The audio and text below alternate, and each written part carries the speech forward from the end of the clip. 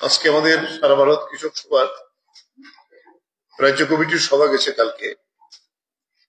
আপনারা জানেন, তারপরও বলছি যে কৃষক সভা এবং গণমুক্তি পরিষদ, আমরা কৃষক স্বার্থে দুটি সংগঠনই একসাথে কাজ করি। আমাদের কমিটির মধ্যে গণমুক্তি পরিষদের নেতৃত্ব আছে।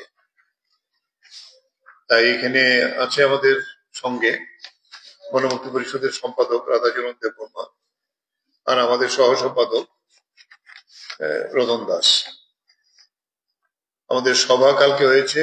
এই সভায় প্রথমে আপনারা জানেন, প্রভাত প্রতিম কমিউনিস্ট নেতৃত্ব, কেরালার প্রাক্তন মুখ্যমন্ত্রী, সবচেয়ে বেশি বয়সে 101 বছর বয়সে বিএস অচ্যুতানন্দন প্রয়াত হন উনি, এবং আজিজুল হক আরেকজন বামপন্থী বুদ্ধিজীবী এবং নেতা, তিনিও প্রয়াত হয়েছিলেন একই দিনে। তাছাড়াও আমাদের রাজ্যের মধ্যে যারা এই সময়েতে প্রবীণ নেতৃত্ব প্রয়াত হয়েছেন গণমুক্তি পরিষদ এবং কৃষক সভার এবং বিভিন্ন আন্দোলনের বিশিষ্ট ব্যক্তি, তাদের স্মরণে আমরা শোক প্রস্তাব গ্রহণ করার মধ্য দিয়ে আমাদের সভা শুরু করি। এর আগে আমাদের 28 থেকে 30 জুন কেরালার কান্নুরে আমাদের কেন্দ্রীয় কমিটির সভা হয়েছিল কৃষক সভা। সেই সভার আলোকে এবং আমাদের রাজ্যেরও যে অবস্থা, সেটি আমাদের সবার প্রধান আলোচ্য বিষয় ছিল। আমরা আমাদের সভাতে আলোচনা যেটা উঠে এসেছে, ইতিমধ্যে আমাদের সভ্য সংগ্রহ শেষ হওয়ার পরে কৃষক সভা এবং গণমুক্তি পরিষদেরও প্রাথমিক কমিটিগুলোর সম্মেলন এবং আঞ্চলিক কমিটি, লোকাল কমিটিগুলোর সম্মেলন চলছে। তাতে যে রিপোর্ট আমাদের এসেছে, একেবারে আজকেও আমি একটা লোকাল সম্মেলন থেকে উঠে এসেছি একটু আগে, যে কৃষকদের সব জায়গার বক্তব্য যে তারা এই 7 বছরের এই বিজেপি সরকারের সময়তে বিএলডব্লিউ স্টোরে গেলে সরকারি মূল্যে কোনো সার, বীজ কোনো কৃষক পায় না, যেটা আইয়ে তারা দলীয় ভাবে তাদের মন্ডল, তাদের লোকেরা বিক্রি করেন।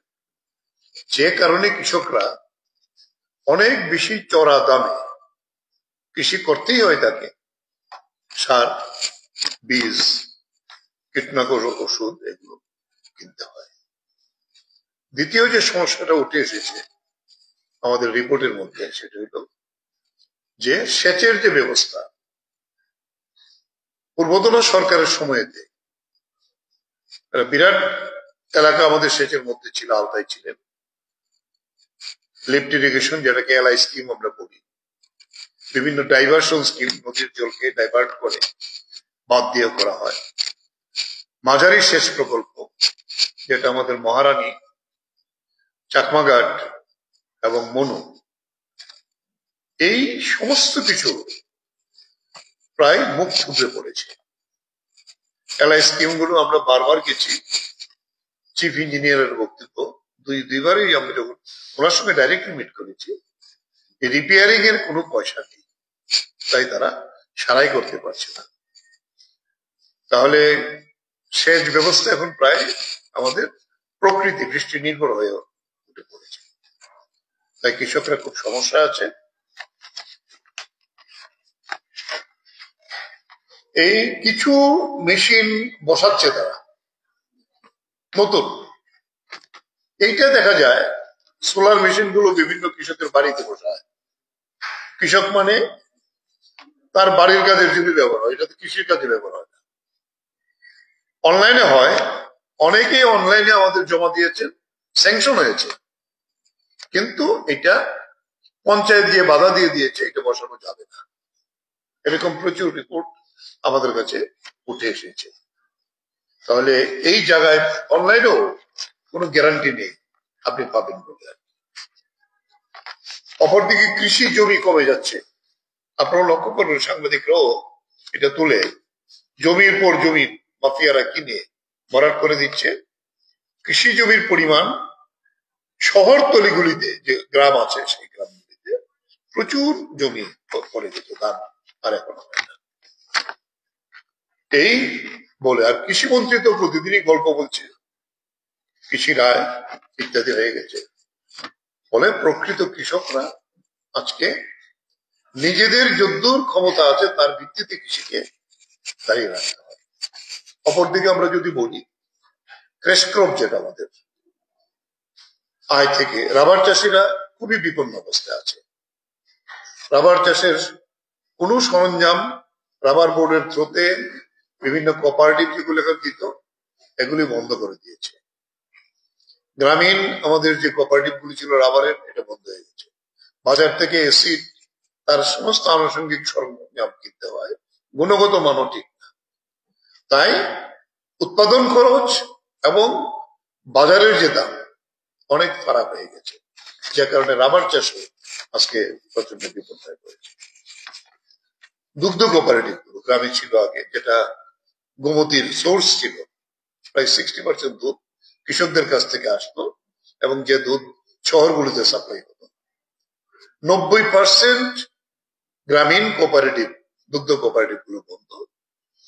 স্বল্প মূল্যে গরুর খাবার দেওয়া হতো, বাছুরের খাবার দেওয়া হতো, চিকিৎসা বিনামূল্যে করা হতো। সমস্ত সিস্টেম সেখানে বন্ধ হয়ে গেছে। সবজি চাষের অবস্থা একই অবস্থা। সবজিও তো বীজ, এখন কোনো বীজ সবজি চাষিরা পায় না। পান সুপারি এটা আরেকটা অর্থকরী ফসল আমাদের রাজ্যের মধ্যে। উত্তর ত্রিপুরা, দক্ষিণ ত্রিপুরা, ধলাই, ঊনকোটি বিরাট এলাকা চাষে আছে। তাতে পান চাষের 1 টাকা সাহায্য এই 7 বছরে দেওয়া হচ্ছে না। বরজ করতে প্রচুর টাকা হয়, বন্যায় ক্ষতি হয়েছে, বৃষ্টিতে ক্ষতি হচ্ছে। সুপারির একটা মরক দেখা দিয়েছে, সুপারি গাছ আপনা আপনি মরে যাচ্ছে কাঞ্চনপুরে, এইসব জায়গাতে এরকম আমাদের কাছে এরকম আছে। আমাদের মিটিং হয়েছে, দেখা যায় তাদের এটার জন্য হর্টিকালচার ডিপার্টমেন্টের কোনো ভূমিকা নেই। আমরা ডাইরেক্টর হর্টিকালচারের সঙ্গে আমিও পরে গিয়েছিলাম, এটা আমাদেরও নজরে এসেছে। এটা কি হবে, নজরে আসলে তো হবে না। তাহলে ওইসব জায়গাতে এক একজন চাষি 25 লক্ষ 30 লক্ষ টাকা সুপারি বিক্রি করে। উপরন্তু আরেকটা প্রবলেম সুপারি চাষিদের, সুপারিটা সবটাই আমাদের রাজ্যের বাইরে যায়, এইটা আসামে নিয়ে যেতে দেয় না। কারণ এটার একটা সংখ্যালঘু ব্যাপার। এই উজাই যে ডিস্ট্রিক্ট আসামে, তারা সুপারির পাইকার, তারা মহারাষ্ট্র, তারপরে উত্তরপ্রদেশ, দিল্লি এইসব জায়গাতে গুটকা যে হয় কিংবা সুপারিতে বিভিন্ন প্রসেসিং ইউনিট যেগুলো আছে ফলে আরো সুপারির দাম সেখানে কমে গেছে। এই হলো আমাদের রাজ্যের কৃষকরা এইরকম সংকটের মধ্যে দাঁড়িয়ে আমাদের কৃষকরা বেঁচে আছে। ধান এবার আমরা ওই দিন খবরের কাগজে দেখলাম মন্ত্রীরা বসেছেন, ধান কিনবেন 14 লক্ষ মেট্রিক টন বলেছেন। ধান তো যে ধান কেনার কথা এটা 3 মাস হয়ে গেছে। বড় ধান তো এখন রবি মরশুম। এখন সাধারণ কৃষকের কাছে আর ধান নেই। ধান কার কাছে আছে? ধান আছে ফরিয়াদের কাছে। ফরিয়ারা কারা? তারা মন্ডলের নেতা। ফলে সেই জায়গায় দাঁড়িয়ে এই ধান কেনার যে সুযোগটা যদি সিজনে কেনা হতো, সবটা তো সরকার না কিনলো, বাজারটা উঠে সুবিধা হয় না। তাহলে সমস্ত দিক থেকে প্রায় আমাদের রাজ্যের কৃষকরা এই সরকারের আমলে প্রচন্ড ভাবে বঞ্চিত। তার বিরুদ্ধে আমরা আন্দোলন সংগ্রাম করার সিদ্ধান্ত আমাদের কমিটির মধ্যে থেকে হয়েছে। একেবারে নিচের স্তর থেকে, গ্রাম স্তর থেকে, বিএলডব্লিউ থেকে আমরা সুপারিনটেন্ডেন্ট এগ্রিকালচার, হর্টিকালচার সব স্তরে আমাদের ধর্ণা হবে, আমাদের হবে, এই সিদ্ধান্ত আমরা গ্রহণ করেছি।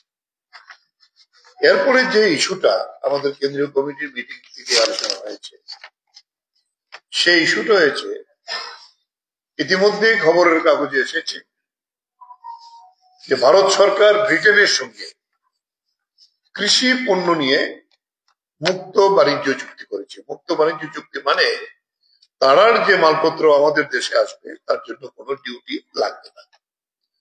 একইভাবে আমরাও পাঠাতে পারবো। আমরা কি পাঠাবো? এখন আবার সম্প্রতি আমেরিকা এবং ইউরোপিয়ান ইউনিয়নের সঙ্গে এই মুক্ত বাণিজ্য চুক্তির জন্য ট্রাম্প প্রশাসন ওপেনলি থ্রেট করছে তাদের পণ্য বিনা ডিউটিতে বিনা শুল্কে আমাদের দেশে আসতে দিতে হবে। আমেরিকার সঙ্গে যদি ওই চুক্তি হয় তাহলে আমরা বলছি কৃষকরা লড়াই করে 3 কৃষি আইন আমরা বাতিল করতে বাধ্য করেছি।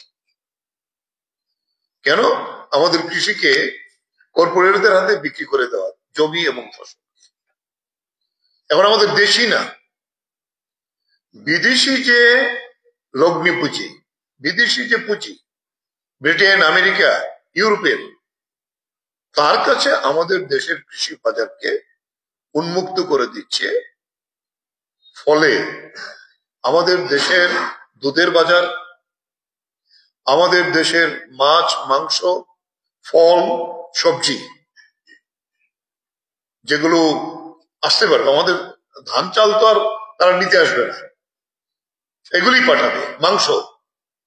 তাহলে আমাদের দেশের কৃষকরা আর কৃষি করতে হবে না, কৃষি করা একেবারেই লাভজনক হবে না। আমাদের মিটিং এ কেরালার অর্থমন্ত্রী আমাদের কমিটির মেম্বার, অর্থমন্ত্রী যে বালকৃষ্ণ, তিনি ওনাদের সরকারের অভিজ্ঞতার কথা আমাদের মিটিং এ বলেছেন। অভিজ্ঞতা কি? সরকারের কাছে, কেরালা সরকারের কাছে অস্ট্রেলিয়ান একটি ডেয়ারি ফার্ম তারা এসে প্রস্তাব দিয়েছে যে আমরা আপনাদের দুধের মার্কেট সার্ভে করেছি, দুধ বিক্রি হয় আপনাদের কেরালাতে 50 থেকে 60 টাকা লিটার পার লিটার। মিনিস্টার বলেছে হ্যাঁ ঠিকই আছে, এইরকম বিক্রি হয়। তাহলে আমরা আমাদের যদি প্রবেশ করার সুযোগ দেওয়া হয় আমাদের ডেয়ারিকে, আমরা অস্ট্রেলিয়া থেকে দুধ এনে কেরালার মার্কেটে আমরা 26 টাকা কেজিতে দিতে পারবো। কেরালা গভর্নমেন্ট স্বাভাবিক কারণে বলছে যে আপনি দিতে পারবেন, আমরা সস্তায় খেতে পারবো, ঠিক আছে। তো আমার এই যে লক্ষ লক্ষ গো উৎপাদক, দুগ্ধ উৎপাদক, গো চাষী, তারা তো পথে বসে যাবে। একটা উদাহরণই এই ব্যাপারটা আমরা দিতে চাই যে এর আগে, এটা হচ্ছে মোদী সরকার না, এর আগের মনমোহন সিং সরকার থাকার সময়তে সাপ্টার এগ্রিমেন্ট হয়েছিল দক্ষিণ পূর্ব এশিয়া দেশগুলির সঙ্গে। আমাদের চার বাজার কমে গেছে, রাবারের বাজার কমে গেছে, নারিকেল, যে গোটা নারিকেল, কফি, এগুলির বাজার কমে গেছে। আর এখন যদি এটা হয় একেবারে সুলকলায় পূর্ণ হবে। তাই কিষাণ সভা এবং সংযুক্ত কিষাণ মোর্চা সিদ্ধান্ত করেছে আগামী 13ই আগস্ট সারা দেশে কর্পোরেট হটাও, কৃষি বাঁচাও, কৃষক বাঁচাও, গোটা দেশে এই প্রোগ্রাম কর্মসূচি গ্রহণ করা। এটা আমাদের রাজ্য, আমরা সেটা করব এবং গোটা দেশেই এই প্রশ্নটা আসছে। এই প্রশ্নেই আমরা কর্পোরেট হটাও, কৃষি বাঁচাও, কৃষক বাঁচাও, এই হলো স্লোগান 13ই আগস্ট। এই প্রোগ্রামটা আমরা নিয়েছি আমাদের রাজ্যের মধ্যে। আমাদের কৃষক সংগঠন, আমরা অন্যদের সঙ্গে কথা বলবো, সবাই যুক্তভাবে এই লড়াই আমরা করব। এরপর যে বিষয়টা আসছে আমাদের ভূমিহীন কৃষকরা, বামপন্থী সরকারের সময় যে ভূমিহীনরা জমি পেয়েছিল, ইউপিএ সরকারের সময় যে আমাদের পাট্টা পেয়েছিল উপজাতি এলাকার কৃষকরা, এখন সেই জমি থেকে নতুন ভূমি দেওয়ার জন্য তো কোনো সিদ্ধান্তই নেই, ভূমি আমাদের কেড়ে নিতে চাইছে। এই হলো আরেকটা বিষয়। তাতে আমরা আমাদের রাজ্যের মধ্যে কৃষক সভা, গণমুক্তি পরিষদ এবং খ্যাত ইউনিয়ন যৌথভাবে ভূমি অধিকার নিয়ে আমরা একটা কনভেনশন করব। এই জমি যাতে কৃষকের যারা ভূমিহীন আছে এখনো তাদের জমি দেওয়া, অনেক জমি আছে এখনো, এই সরকার একটুকু জমি দেয়নি।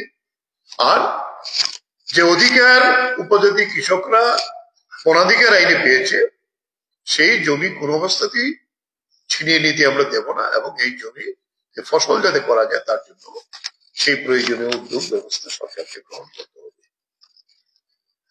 এই আরেকটা বিষয়, এটা সর্বভারতীয় ক্ষেত্র এই ইস্যুটা আছে। ইতিমধ্যে কর্ণাটকে 3 বছর লড়াই করে কৃষকরা জমির অধিকার ছিনিয়ে এনেছে। 3 বস্তুই জমি কর্ণাটকের তৎকালীন বিজেপি সরকার এটা একবার করেছিলেন, কৃষকরা বাধা দিয়েছিল। এখন আবার কংগ্রেস সরকারও এটা বাতিল করার কথা বাতিল করেনি, পরে কৃষকদের সেই আন্দোলন লাগাতার করতে হয়েছে। শেষ পর্যন্ত এই 3 বছর আন্দোলন করার চাপে এখানে প্রায় 11,000 একর জমি এখন নোটিশ দিয়ে এইটা আবার কৃষকের হাতে তুলে দিয়েছে।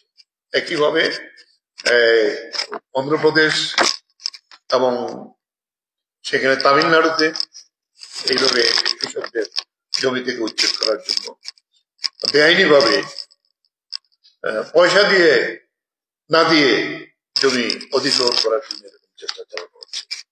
এটা গোটা দেশেই সমস্যা, আমরা এই কারণে করব। এরপরে যে বিষয়টা আছে সেগুলো আপনারা জানেন, এর আগে আমরা কনভেনশন করেছি। কাঁটাতারের বাইরে যে জমি পড়েছে সেই জমি একই অবস্থায় আছে। সম্প্রতি আপনাদের বিভিন্ন মিডিয়াতে এসেছে, বিলোনিয়া প্রায় 4 কিলোমিটার এলাকা জুড়ে যে সীমান্তটা, বিলোনিয়া শহর থেকে আরম্ভ করে একবারে দেশমুখ পর্যন্ত বিএসএফ এর নতুন কোম্পানি এসছে, ওরা বলছে একজন কৃষকের বেশি কোনো কৃষককে যেতে দেব না। একজন কৃষক কি করে চাষ করবে? বাদ দিয়েছে বাংলাদেশ এই নতুন সরকার আসার পরে। এখনো জলমগ্ন হয়ে আছে 3-4টা গ্রাম, শহরেও আছে, শহরের বাইরেও আছে। এটা বন্যা ছাড়াই বন্যা হয়ে আছে। এই বিষয়টা নিয়ে আমরা আলোচনা করেছি। প্রাথমিক অবস্থাতে আমরা চিফ সেক্রেটারির কাছে, মুখ্য সচিবের কাছে আমরা চাইবো ইতিমধ্যে দেখা করার জন্য, যাতে করে আমরা এই সীমান্তের যে সমস্যাটা, কোয়াইতের সমস্যা হলো এমন লাইট লাগিয়েছে, সমস্ত মাঠের ধান ইত্যাদি পুড়ে ছাই হয়ে যাচ্ছে। লাইটের যে পাওয়ার, এই পাওয়ার একটা বিরাট সমস্যা সীমান্ত এলাকার কৃষকদের। আরেকটা বিষয় গুরুত্বপূর্ণ উঠে এসেছে, সেটা হলো আমাদের বন্য পশু। তাইলে আমরা শুধু একটা জায়গাতে 15 জনের উপরে কৃষক নিহত হয়েছে শুধু এর আক্রমণে, হাতির আক্রমণে। গত 3 দিন আগে এই বিলোনিয়ার চিত্তকলাতে আমাদের একজন কৃষক নেতা আঞ্চলিক স্তরের, সে গরু চড়াতে গিয়েছিল, বাইসন তাকে আক্রমণ করেছে, যার ফলে তার বুকের হাড় 2টা ভেঙে গেছে। সে এখন জীবিত চিকিৎসাধীন হচ্ছে। বানর, আপনি যদি সিপাহীজলার চতুর্দিকে যান, আপনি কোনো সবজি আর করা যায় না, একেবারে সমস্ত সবজি বানর খেয়ে দিচ্ছে। তেলে ওরা বলছে কালকে আমাদের মিটিং এর মধ্যে, কাঠবিড়ালি আরেক সমস্যা, সমস্ত সবজি কাঠবিড়ালি খেয়ে দিচ্ছে।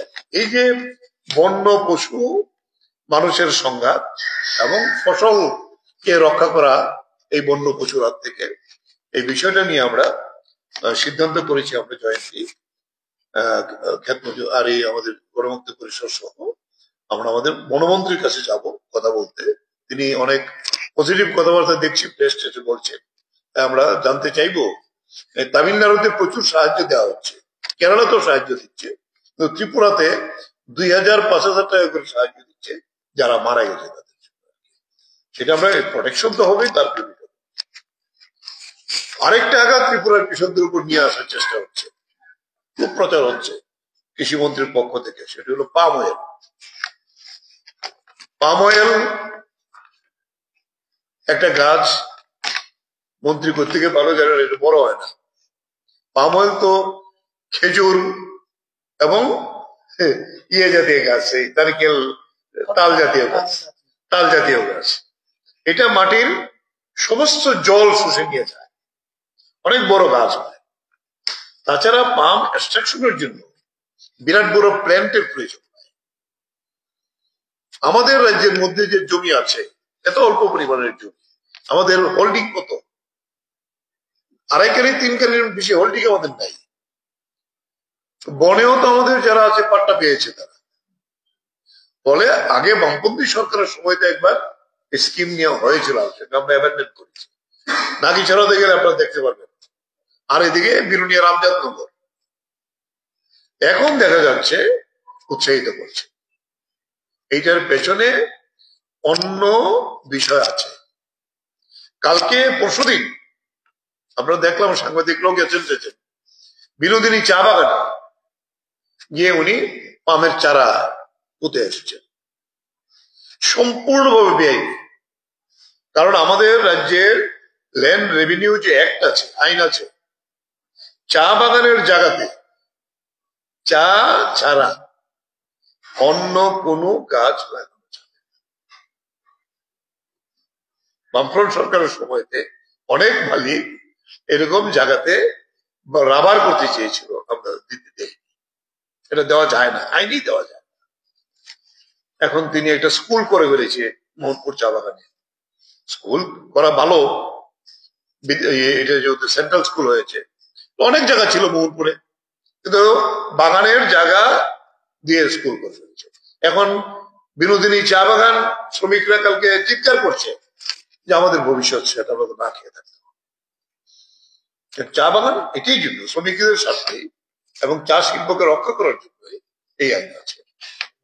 এই পাম চাষ আমাদের রাজ্যে কেন হচ্ছে? আসামে দেখেছি আমরা সংখ্যালঘু মুসলিমদের কাশিদের উচ্ছেদ করে লক্ষ লক্ষ একর রামদেবকে দিচ্ছে। এখানেও রামদেবের যিনি কোম্পানির মূল লালা সুব্রমণ্যম, উনি এসে মুখ্যমন্ত্রীর সঙ্গে দেখা করেছেন, কৃষিমন্ত্রীর সঙ্গে দেখা করেছেন। ওইটা তাদের এজেন্সি পাম চাষ করবে। হ্যাঁ, তেল আমরা আমদানি করি। ছোট রাজ্য ত্রিপুরা, যদি অ্যাবান্ডেন্ট জায়গা থাকে করো, কিন্তু এখানে এটা করে আমাদের মূল কৃষি জমির ক্ষতি হয়ে যাবে।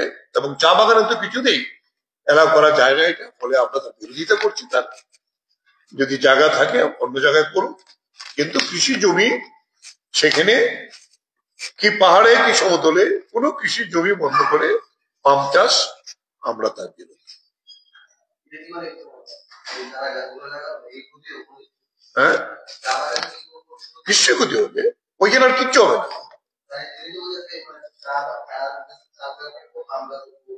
না, হয় না। চাতে সেটটি করতে হয়। কোন সেটটি? যেগুলি শিকড় বেশি নিচে যায় না। চা গাছে ছায়া লাগে, কিন্তু পাম গাছে এটা হয় না, হবে না। এটা এগুলো তো খেজুর গাছ জাতীয় গাছ। এটা মাটির সমস্ত উর্বরা শক্তি, জল জাতীয় যে মাটিতে আছে তা কেড়ে নেয়। এটা আমাদের হর্টিকালচার ডিপার্টমেন্ট পরীক্ষা করেছে, যে কারণে নাগিছড়া এবং আমজাদনগর করার পরে ওই সরকারের সময় তা এটার অগ্রসর হয়। এই হলো এই বিষয়গুলো আমাদের আছে। আমি বলবো এখন রাধাচরণ দেব বর্মা যে আসলে জুম চাষেও একই অবস্থা, এটা আরো ভালো বলতে পারবেন, আর অন্য বিষয়গুলো একটু এগিয়ে এসে বলো।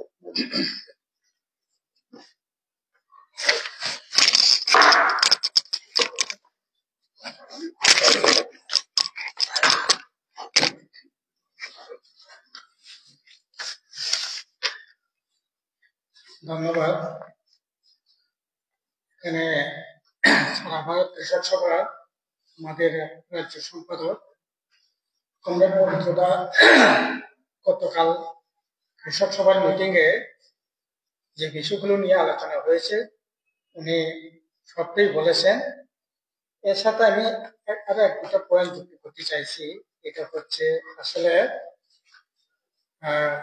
ঠিকই বলেছেন উনি, জুমিয়াদেরও কোনো ধরনের কৃষি কাজে জুম চাষের জন্য কোনো ধরনের সাহায্য দেওয়া হচ্ছে না, এবং জুম চাষের জন্য সাহায্য না করাতে জুম চাষের মধ্যে যে সমস্ত ফসল উৎপাদিত হতো, একটা সময় একটা জমে প্রায় 25-30 রকম প্রজাতির বিভিন্ন ধরনের ফসল সেখানে উৎপাদিত হতো। সরকারের তরফ থেকে তাদেরকে সমস্ত কৃষি পণ্য, বীজ থেকে আরম্ভ করে সার, বীজ ইত্যাদি দেওয়ার ব্যবস্থা করা হতো। কিন্তু এই গভর্নমেন্ট আসার পর, আর বিশেষ করে এখন রতন বাবু মন্ত্রী হওয়ার পর, জুনিয়া যে রাজ্যে আছে, এটা উনি অবহিত কিনা আমার সন্দেহ আছে। আসলে কোনো ধরনের খোঁজ নাই, খবর নাই, একটা অব্যবস্থায় চলছে কৃষি দপ্তরে। এবং এটা শুধু জুনিয়া না, এই সময়টার মধ্যে জুমটা কি করে হবে, জুম যে সোলার যে কাজ, রেগা নাই, রেগা অপর্যাপ্ত। এখন কোথাও কোথাও জুমিয়া এলাকাতে কিছু কিছু রেগার কাজ হচ্ছে। এখন বলা হচ্ছে রেগাতে যারা কাজ করবেন তারা যাতে আগম মুসলেখা যাতে দেন যে আমি রেগার কাজ করব, কিন্তু কোন ধরনের পেমেন্টের জন্য কোন ধরনের আন্দোলন করে দেওয়া যাবে না। যখন পেমেন্টের টাকা ব্যবস্থা থাকবে তখনই আমি রেগার পেমেন্টটা আমি নেব। এই মর্মে সিগনেচার করার পর, স্বাক্ষর করার পর জুমিয়া এলাকা, বিশেষ করে সামনে এলাকায় আমি গত কিছুদিন আগে গিয়েছিলাম, গন্ডাসরা, এগুলিতে এই ধরনের অবস্থা চলছে। ফলে জুম চাষিরা সাংঘাতিক ভাবে বিপর্যস্ত অবস্থার মধ্যে আছে। তারপর আপনার এখন ফরেস্টের যে পাট্টা প্রাপক, আমাদের রাজ্যে 1,34,000 পাট্টা প্রাপক আছে। 1,84,000 হেক্টর জমি, যারা সামান্য বামফ্রন্ট সরকার থাকাকালীন রাবার থেকে আরম্ভ করে বিভিন্ন বাগিচা সেখানে চাষ করা হয়েছিল। আনারস চাষ থেকে আরম্ভ করে রাবার, আনারস, আপনার সুপারি, তারপর লেবু, এই সমস্ত বাগিচা চাষের সাথে এই জমিটাকে সরবরাহ করবার ব্যবস্থা ছিল। কিন্তু এখন হর্টিকালচারে তেমন কোনো উদ্যোগ থাকছে না। ফলে এই বছরটার মধ্যে কোনো ধরনের হর্টিকালচারে এই ধরনের চাষাবাসের কোনো খবর নাই, কোনো উদ্যোগও নাই। এটা এখন এই যে এত বিশাল এলাকা পাট্টা প্রাপক যারা আছে, তারা এই জমিগুলি সরবরাহ করতে পারছে না। এটা খুবই মানে আমাদের দুর্ভাগ্যের ব্যাপার। এখন আমি তো প্রথম যেটা বলেছেন যে এই যে সার, বীজ, এগুলিতে তো আসলে মন্ডলের তার অধিকারটা কোথায়? মন্ডলের যে দখলদারি, এটা যদি মুক্ত না করা যায়, এই যে সার, বীজ প্রদানে করার যে ক্ষেত্রগুলি যেভাবে দখল করে নিয়েছে, আর নির্বাচিত, যদিও নির্বাচিত পঞ্চায়েত সমিতি, এটা মানে অগণতান্ত্রিকও বলা যেতে পারে, যাই যেভাবে হোক জোর জবরদস্তি করে হলো নির্বাচিত পঞ্চায়েত আছে, দপ্তর আছে, তারা দেখবে মন্ডল এখানে খবরদারি করা কে, সে এই মন্ডলের হাত থেকে যদি এই সার, বীজ এগুলি যদি দখল মুক্ত না করা যায়, কৃষকের এই বিপন্নতা থাকবে। এই যে এবার এমনিতেই সার নাই, বীজ নাই, এই মন্ডলের খপ্পরের মধ্যে আছে এসআরআই। আমাদের চাষের অন্যতম ধান চাষের ক্ষেত্রে এসআরআই একটা গুরুত্বপূর্ণ ভূমিকা সেখানে নেয়। কিন্তু এবার দেখা যাচ্ছে গত বছর থেকে এটা ছিল, এবার এটা মাত্র আরো বেশি করে বেড়েছে। এসআরআইতে পার একর আপনার 1250 টাকা দেওয়া হচ্ছে। কোনো সার নাই, বীজ নাই, তাও আপনার ধান ফলন করার পর, চাষের পর, ধান কাটার পর, গত বছর যারা এসআরআই করেছে, রেকর্ড হয়েছে, নথিভুক্ত হয়েছে, এখন পর্যন্ত তার কোনো পেমেন্ট নাই। এবার বলা হচ্ছে 1250 টাকা করে পার একরে দেওয়া হবে, কিন্তু এটা ফসল কাটতে পরে, ফসল উঠলে পরে সেখানে পাওয়া যাবে। তাহলে এই সাহায্যের কি মিনিং থাকতে পারে? এবং এই যে সাহায্য যে পাবে, আরো কোনো ধরনের গ্যারান্টি সেখানে থাকছে না।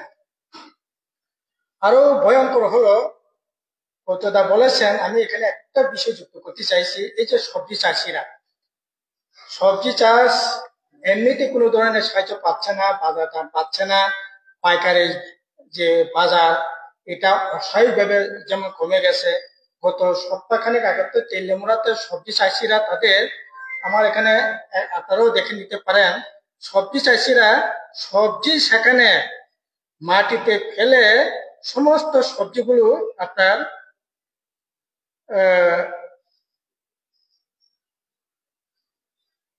বলছে কোনো বাজারেই দাম পাওয়া যাচ্ছে না।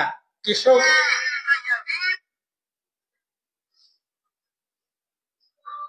এই যে দেখেন উচ্ছা যেটাকে আমরা বলি, বাজারে এটা 30-40 টাকা দাম হওয়ার কথা, কিন্তু বাজারে আসার পর এই মানে পাইকারি বিক্রি করতে পারছে না, সবজি সব ফেলে একেবারে বিপন্ন কৃষক সেখানে। এবং অথচ বাজারে তো তার দাম আছে, কিন্তু এই বাজারে কোনো নিয়ন্ত্রণ নাই, বাজারেও নিয়ন্ত্রণ নাই, চাষেরও কোনো নিয়ন্ত্রণ থাকছে না। ফলে সবজি চাষি থেকে আরম্ভ করে ধান চাষি সবাই এই বিপন্নতার মধ্যে আপনাকে পড়তে হচ্ছে। অথচ এখন কৃষি মন্ত্রী বিকশিত কৃষি সংকল্প নামে কৃষকদের গিয়ে পায়ে ধরে নমস্কার করছে। এতে কৃষকের কি হবে? কৃষকের তো যদি সার, বীজ, সেচ এগুলি যদি সহায়তা না করে বিকশিত কৃষকের নামে সংকল্প প্রোগ্রাম করে কৃষকের সাথে মত বিনিময় করে কৃষকের পায়ে ধরে নমস্কার করে কৃষকের তো উন্নতি হবে না। আমরা বলবো কৃষকের উন্নতি এর জন্য আপনাকে এই যে প্রয়োজনীয় উদ্যোগগুলো যাতে গ্রহণ করেন।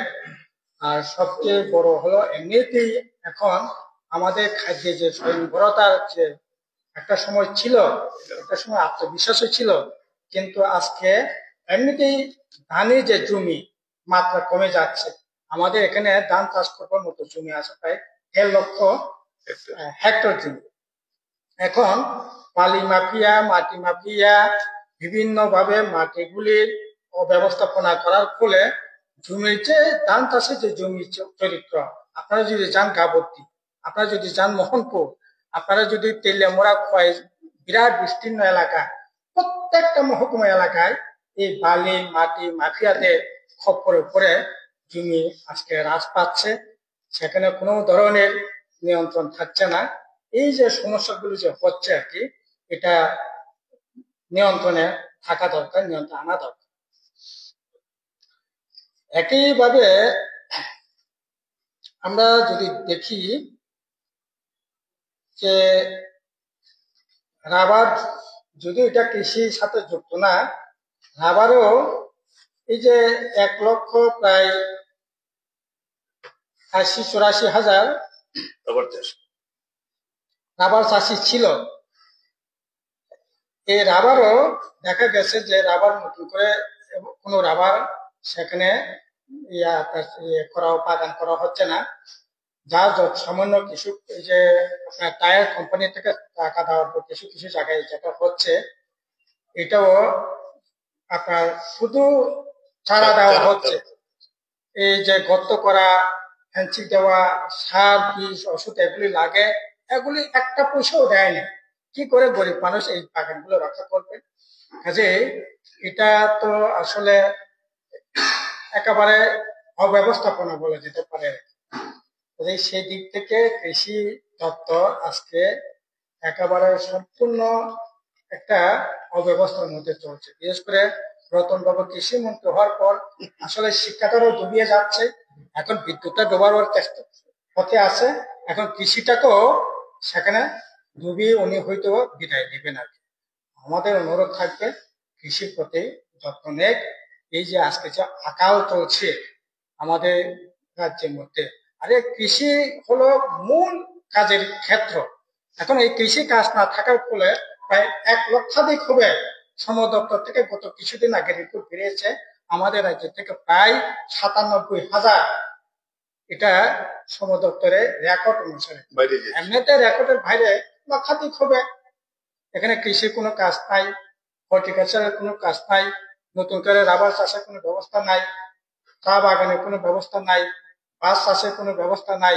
এগুলি একটা সময় মানে খুবই ভালো উদ্যোগ ছিল, ভালো ব্যবস্থাপনা ছিল, বাস চাষের মাধ্যমে আপনার গোটা উত্তর পূর্বাঞ্চলের বাসে তারা সাপ্লাই হতো, এমনকি ওপেক কান্ট্রিতে পর্যন্ত, সৌদি আরবে পর্যন্ত সেখানে এই ত্রিপুরার বাস, সিমনা এলাকার বাস, গঙ্কাই বাস সেখানে রপ্তানি করা হতো। আজকে কিছুই তো হচ্ছে না, ফলে দিশাহীন অবস্থার মধ্যে চলছে। প্রায় লক্ষাধিক, এর মধ্যে কৃষকের ঘরের ছেলেরাই 90% হবে, 80 থেকে 90% হচ্ছে কৃষকের ঘরের ছেলে। কাছে এই অবস্থা চলতে পারে, তার নিরসনের জন্য আন্দোলন ছাড়া তো কোনো উপায় নেই। আন্দোলন আমাদের ঘরে তুলতে হবে, তার জন্য গতকাল মিটিং হয়েছে। সেদিক থেকে তাদের মাধ্যমে রাজ্যবাসীর দৃষ্টি আকর্ষণ করার চেষ্টা করছে।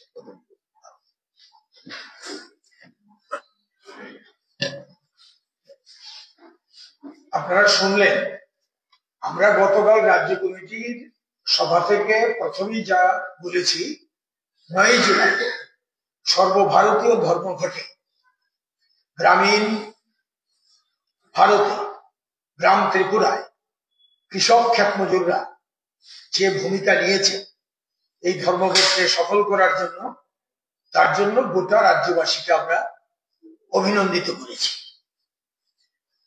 দ্বিতীয়ত হচ্ছে, এই যে সমস্যাগুলো বললেন, সারা ভারত কৃষক সভা রাজ্য সম্পাদক পবিত্র কর এবং উপজাতি গণমুক্তি পরিষদের কেন্দ্রীয় কমিটির সাধারণ সম্পাদক রাধাচরণ দেববর্মা সমস্যাগুলো আপনারা শুনলেন। এই সমস্যাগুলোর প্রেক্ষিতে সর্বভারতীয় স্তরে আমাদের সারা ভারত কৃষক সভা এবং সংযুক্ত কিষাণ মোর্চা ইতিমধ্যে সভা করে অ্যাকশন প্রোগ্রাম ঘোষণা করেছে। অ্যাকশন প্রোগ্রামের মধ্যে রাজ্যে রাজ্যে, গোটা দেশে এবং কেন্দ্রীয় স্তরে এই আন্দোলনকে ছড়িয়ে দেওয়া হবে। আপনারা জানেন, 5 বছর আগে দিল্লিতে ঐতিহাসিক কৃষক আন্দোলন শুরু হয়েছিল। 384 দিন সে আন্দোলন চলার পরে অনর নরেন্দ্র মোদী আত্মসমর্পণ করতে বাধ্য হয়েছিলেন কৃষকদের দাবিগুলো মেনে নিয়ে।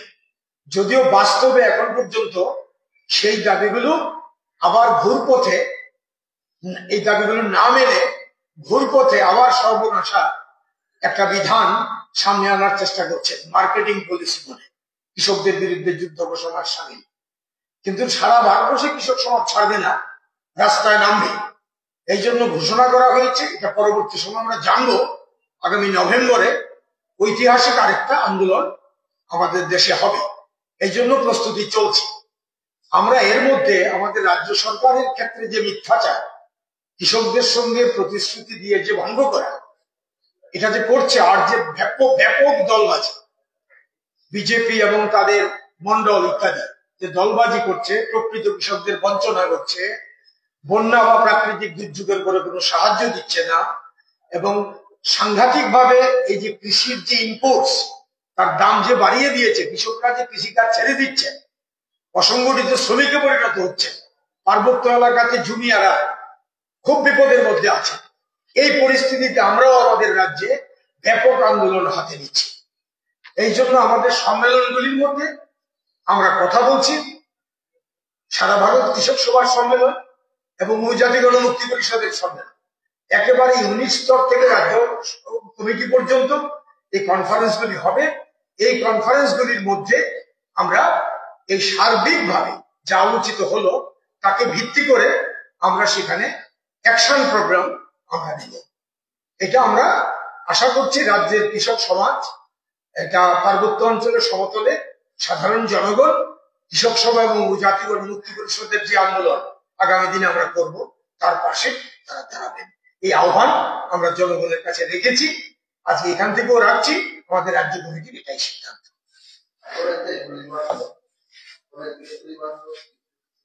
13ই আগস্ট আছে প্রথম ধাপে দেবে সিরিজ চলবে, 13ই আগস্ট থেকে শুরু হবে।